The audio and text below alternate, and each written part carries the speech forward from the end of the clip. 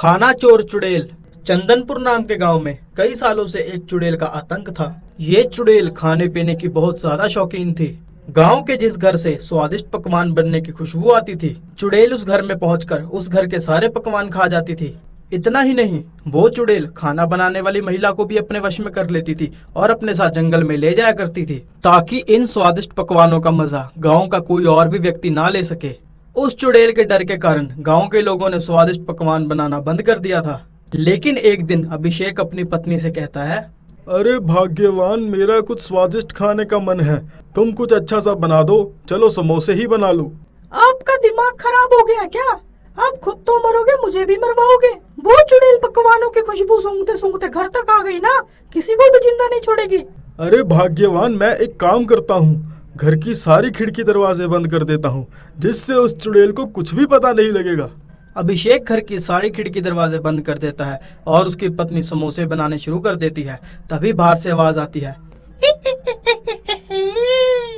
लगता है यहाँ पे किसी ने समोसे बनाए हैं। ये समोसे की खुशबू इतनी अच्छी है तो समोसे बनाने वाली कितनी अच्छी होगी। चुड़ैल अभिषेक की पत्नी को अपने वश में कर लेती है और अपने साथ जंगल ले जा रही होती है। अगले दिन अभिषेक की पत्नी की गायब होने की खबर पूरे गांव में आग की तरह फैल जाती है। सारे गांव वाले एक जगह पे जमा हो जाते हैं। इतने में सोनू कहता है, अरे अब तो हद ही हो गई, ना जाने गांव की कितनी सारी महिलाएं गायब हो चुकी हैं। इस चुड़ैल का कोई ना कोई इलाज तो ढूंढना ही पड़ेगा। हमें इसके बारे में गांव के पंडित जी से बात करनी पड़ेगी।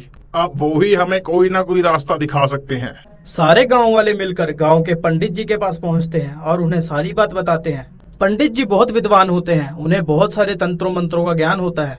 पंडित जी कहते हैं, अगर ये माँ काली के मंदिर का प्रसाद उस चुड़ैल को खिला दिया जाए तो उस चुड़ैल का अंत निश्चित है। सारे गांव वाले इस गहरी सोच में पड़ जाते हैं कि ये खतरनाक काम करेगा कौन। तभी पास में खड़ी हुई मधु कहती है, मैं इस काम को करने में आपकी सहायता कर सकती हूँ। मैं इस प्रसाद को समोसे के अंदर मिला दूंगी।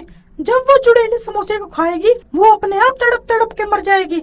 उसी रात मधु अपने घर पे समोसे बनाने लगती है।